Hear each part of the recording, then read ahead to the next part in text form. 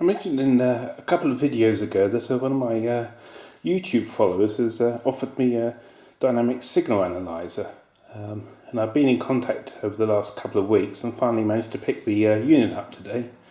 So I've driven out to Reading, which is, for those who don't know, it's sort of, I suppose it's northwest of London. So I've just got back, and this is just the first video to so you can see what sort of condition it's in, and we're not going to power it up at this point. I'll power it up later on this evening if I think it's all safe to do so. The seller tells me that it was one of the units that was going to be thrown out at his work, and he rescued it with the plans of doing some work to it himself, but obviously he's got more projects than he could cope with, haven't we all? So he contacted me and asked me if I wanted it, and of course, as you know, I don't turn down the chance of picking up a nice piece of test equipment, and this HP is obviously no exception. So basically what this is a fast Fourier analyzer, and for analysing audio frequency responses and things like that. So it'd be a nice addition to the spectrum analyzer, but also the 8903 audio analyzer, so we can plot out frequency response curves and things like that. And it's all complete, as you can see here. This is the front panel. It's in pretty good nick. It's a bit grubby. It's obviously been kicking around, sitting around in a storeroom for a while. We've got a BNC at the front here that has been busted off the front of the front panel. That's easy fix. We can get the front panel. And once we've got the front panel off, we can repair that and replace the BNC. And actually looks like this BNC will actually go straight in place if we screw it in. But we can certainly sort that out. That won't be a problem.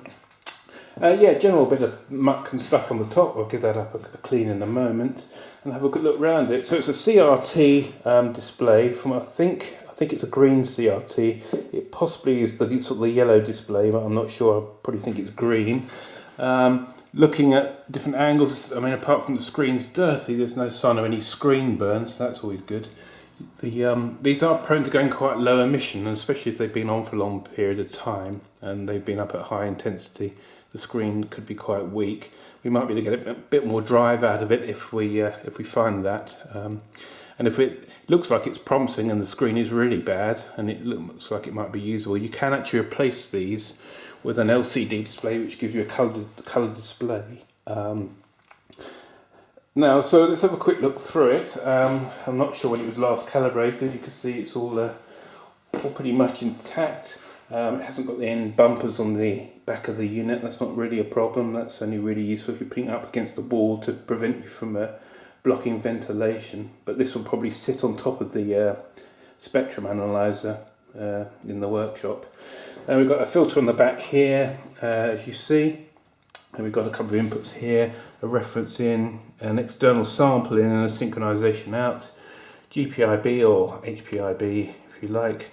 A display output, BNC for X, Y, and Z. And you've got adjustments on the back for your astigmatism, horizontal, vertical alignment, and focus. So that's unusual. That's different to the spectrum analyzer, which usually has that on the back, as do most of the other HP bits I've come across of this era. So that's the controls. All those controls are on the back, and you've got the voltage selector, obviously, which we assume is on 240 volts, but I'll check it before I plug it in. And a couple of calibration stickers on the back, and looks like possibly on the back here. Oh yeah, your serial number in the corner here. So yeah, it looks in good condition. Apparently the chap who gave it to me told me that it has powered up. It comes up with some error message, and that's more like to be probably it's a low battery. It could have lost calibration. We don't know yet. We'll have to have a look. He did also mention that it was left outside briefly in a light rain shower. Well, it's not the end of the world because it would have dried out. The unit hadn't been powered up, so it's that sort of dries out of its own accord, really. It's got the classic horrible. If you hear those clicky switches on an HP, if you've got switches like that on HP, that can be repaired, and it's quite easily to fix. You don't even actually have to sometimes take the front panel off. If you soak the whole front panel in WD-40, what it is the back of the switch has got a little spring in it, like a little leaf spring, I suppose, and they bind up. The plastic's got no lubricant, or the lubricant's dried up. They bind up. They should be a nice tactile sort of switch, and these are not tactile how they are now. So yeah, everything looks pretty good, Nick. I'll give it a clean up, and then what we'll do is we'll take it down to the workshop this evening. We'll just take the top off it, just have a visual check for sort of like bulging capacitors and things like that, and then we'll put it on the power analyzer just to make sure it doesn't draw too much current. We'll power it up and see what we get. Okay, I've given a bit of a clean up because it was so disgustingly dusty and dirty where it had been sitting around in that sort of garage and been stored obviously, so I thought I'd give it a clean up. It's come out really nicely actually. It's in really nice condition, apart from this broken connection here, which is certainly not the end of the world. So I plugged it in to the mains, and I haven't enabled the power switch yet, but we're about to do that in a minute. I've had a quick look inside, and it all looks initially fine. I can't see any damage inside. Let me just give you a quick flick through so you can see what it looks like inside. It's the traditional sort of layout for the HP stuff of its era. These plug-in boards, all these various module boards. This is probably the HV section here, and we've got a pin-out layout of what's what here. I can get out of the glare. Turn that light off a minute, that might be helpful. So we've got various adjustment pots here for regulators and things like that. I might be a bit shaky this video, I'm afraid. I haven't eaten much today, so I'm a bit shaky. So there's all our pinouts and calibration patterns and things like that. So, I mean, no obvious internal damage inside. It all looks in pretty nice nick. You can see some hybrids around the back there, and you can see those. I've got much light with this. You can see those hybrid ICs down the bottom there. All looks fine. So I think the thing to do is power it up and see what happens. Keep an eye on the wattage on the meter. I've got a power meter here. We'll just keep an eye on it. Any excessive power draw, I don't expect to see much more than sort of like 150 watts, but that's just a guess. We can check the power consumption on the back. Let's just do that actually. See what it states the power figure is. Power consumption as, should I say? Where are we? Where is it? 450 VA. Okay. So we can expect around 450 VA. That's probably when it's processing heavily as well. Let's put this on VA. Okay, switch it on and see what happens.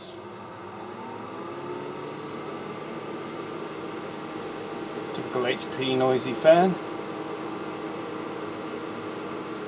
Wait for display, I suppose.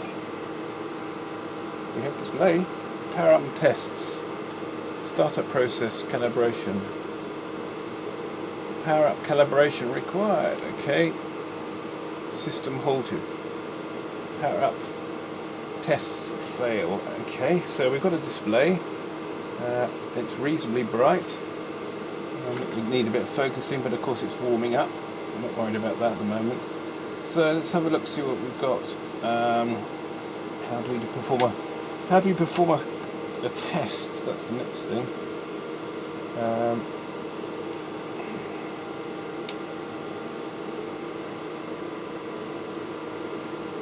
Some funny things. And it's clearly doing something, and it looks like it's sort of working with these. Oh, look. So it's a system fault. Somewhere we need to. I suppose we could do the instruction manual. Really, we need to work out how to run a calibration on it.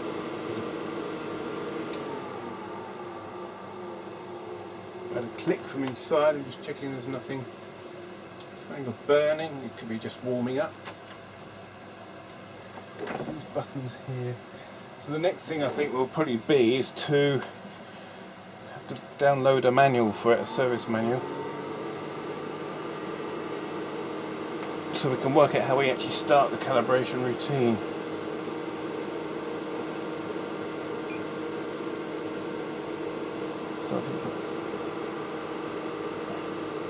Starting DFA. DFA, so it's not dynamic focus amplifier, is it? Starting resolution, calibration error, power up calibration completed. But it's a system fault. Press power up. Oh, power up system fault. Yeah. So we need to. What we need to do is be able to run the calibration on it to see what half of this does.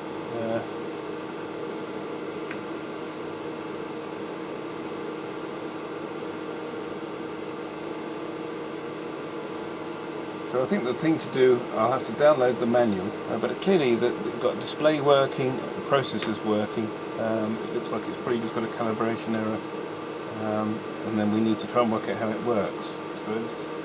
Now,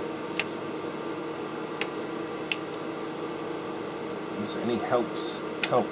The help button here, help mode, system fault.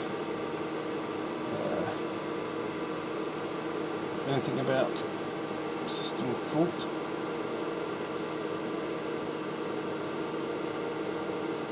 So it's got a lot of second functions, like a lot of the HP, but have these things in blue are all the second functions. Measuring display.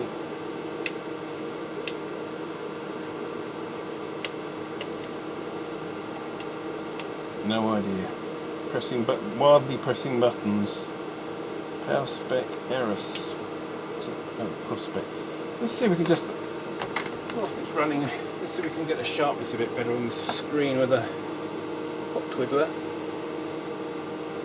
Smelling out, lifting out for anything that smells nasty. The good thing about the HP stuff is they use a lot of tantalum capacitors, and despite what people say, they are actually not that unreliable. So find the focus adjustment. Ow. I've just got to zap off it from the because the mains lead I'm using isn't isolated, so let's try adjusting the focus a bit. No, that's not the focus. Position.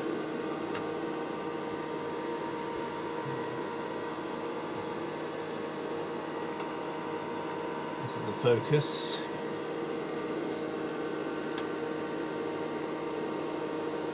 Screwdriver in there.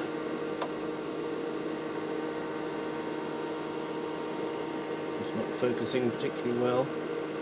So this tube's probably a bit weak. Let's try astigmatism.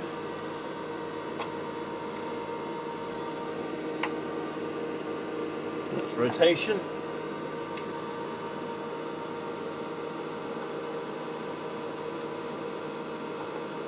Astig.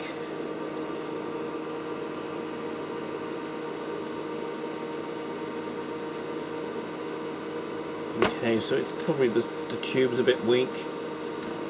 CRT. It's about as best we get it, I think.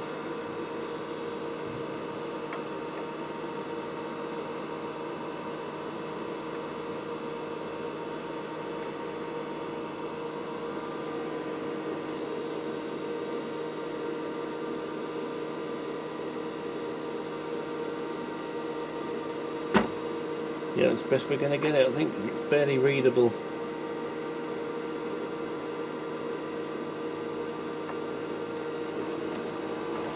But it is readable, it's not awful. The other thing it can be, if we take this cover off, you might find that the screen's really filthy. And if you clean the front of the screen up, you might get some better resolution. And it also might get brighter as it warms up. But it's clearly working. We need to download a manual, find out how we do the cell error checks, and then we'll go from there. I'm just taking the front panel off, or trying to get the front panel off. There's a couple of things obviously we need to look at. The error checksum, it's not a checksum error, the error is like a sequencer's not working correctly. Not entirely sure what it means, because I don't understand how the thing works yet. So we need to look at that. That might be something simple, it might be something a bit more complicated. It could be a calibration error, it could be a failed chip, it could be board's dirty contact, who knows. In the meantime, I'm going to try and get this front panel off so we can repair the BNC and also have a look at the front of the CRT to see if we can get it any sharper. Now, I'm not sure how this front panel comes off, but usually in HPs you just undo the screws on the front and it pulls out. I suppose this one's going to prove me wrong.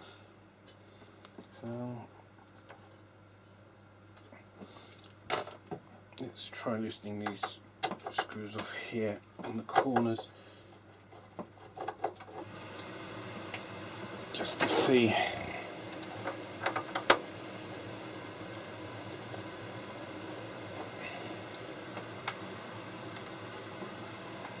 Let's take the bottom off it as well, which is a pain. I want to get this cover off here, this front cover off, to see if the CRT is actually dirty. So what I'm probably going to have to do is take off the little side covers as well. And that's done by removing the handles, I think, and sliding it off. Let's get the bottom off as well. Zoom out a bit and put you over there. Got a better view then. See what I'm doing.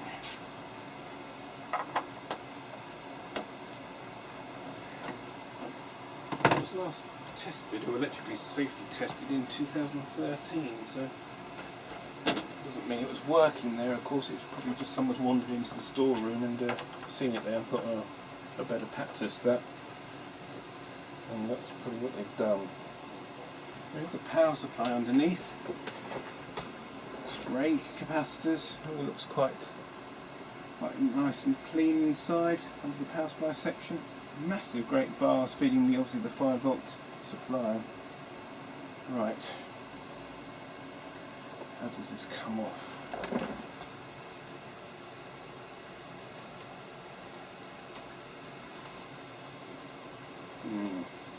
We need to get this off.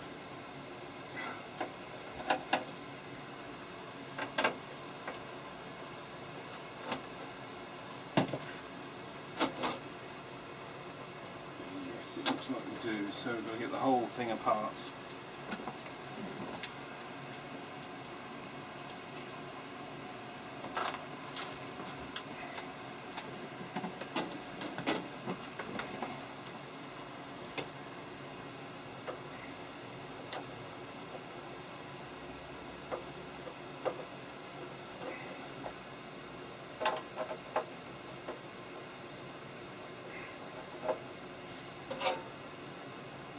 Still got no movement on the front panel.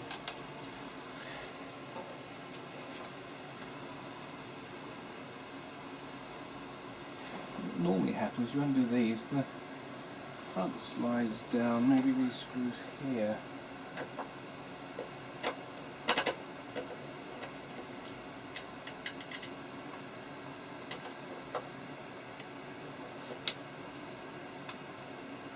Like that.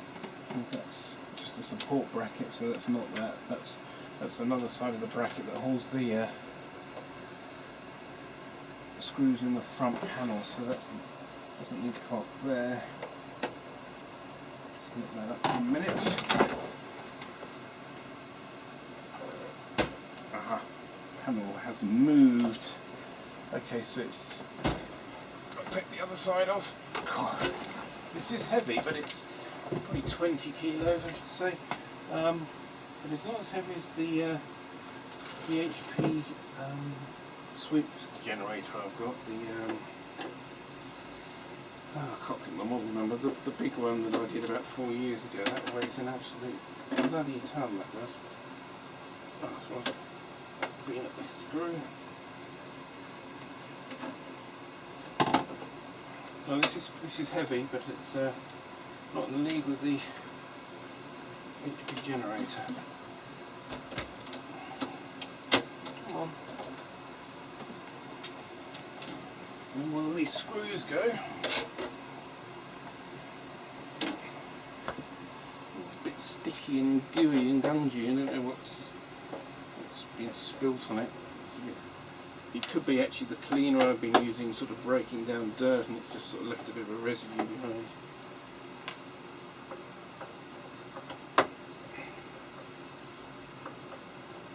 Now I know a lot of you are going to say, is he going to recap it?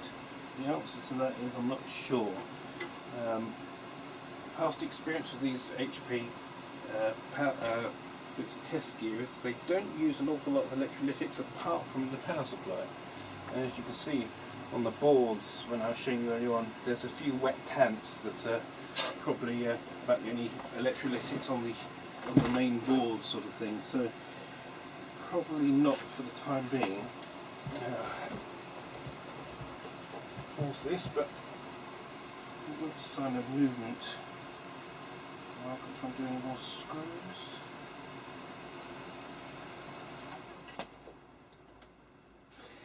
Turn it back on its face again.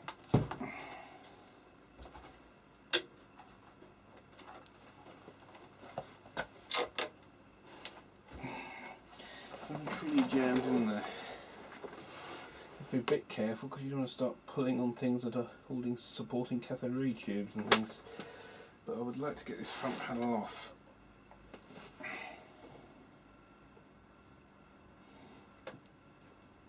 There's nothing obviously else holding it on actually. If that's screwed there, what that does.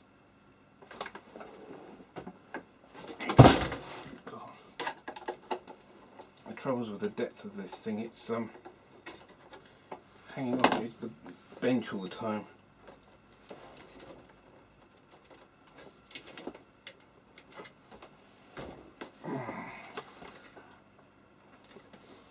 She ain't coming. So let me see if I can work out how this comes apart. Well, thanks to another video on YouTube, I found that this comes out by removing this strip here, this stuck on strip, and I looked behind it initially, I thought there's no screws behind there. There's two screws.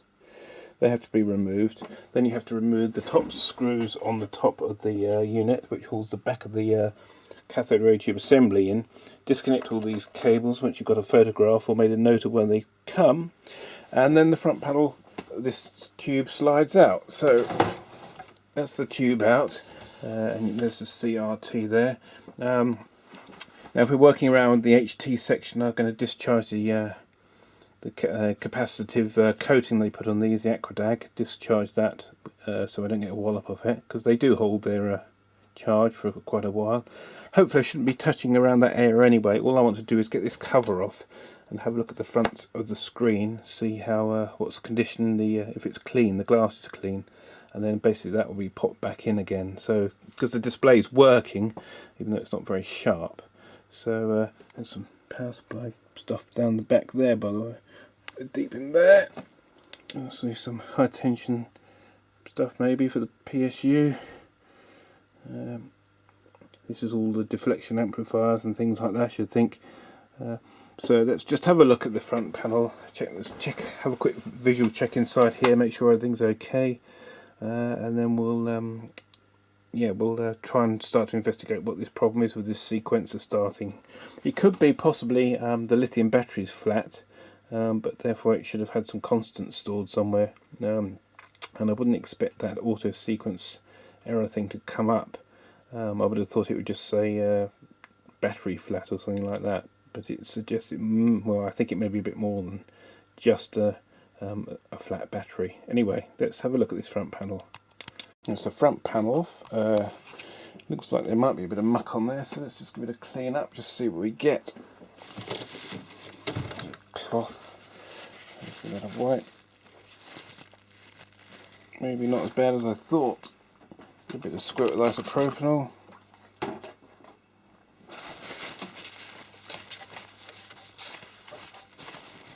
That's pretty clean. Okay, so the glass is clean. Let's have a look at the inside of this protective.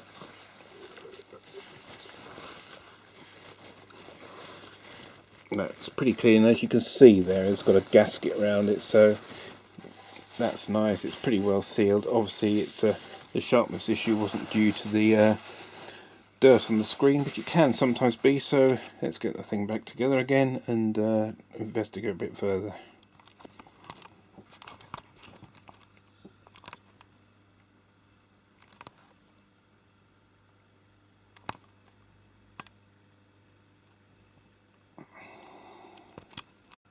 Well, it's starting to look like a bit of a mess now. Got the front panel out. I want to repair this connector here, and I thought it was just probably like a BNC soldered in, but it's like one of these screened connectors that you have to dismantle and try and get repaired. Now, it's possible I've got something like that on the front panel from another HP signal generator, so maybe I'll find something to replace that, or it might just be that's just a screened case that goes over a normal BNC, which is what I'm sort of hoping it will be, so we'll do something with that. These are the switches I was telling you about, that are sort of the HP clicky switch syndrome. Put it under a light, you can see. Now you can see these switches here, you see they activated like a little spring clip there. Now, what happens is the springs are not lubricated, so all I'm going to do is spray a small amount of contact cleaner on there, lubricated contact cleaner. Now initially, what tends to happen with this is they feel even worse, but as the accelerant and the cleaner actually evaporates and leaves the oil behind, they become quite nice. So let's have a listen, you can hear the difference. And actually that was quite bad. So let's give them a squirt. Doesn't need a lot. There we go. It's already got that nice feel now. It hasn't got that horrible stiction. Nice. So that's how they should feel. So that's an easy fix for those. That's just service or contact cleaner. So okay, that was the call for dinner. So I better go in for dinner, and we'll continue after dinner.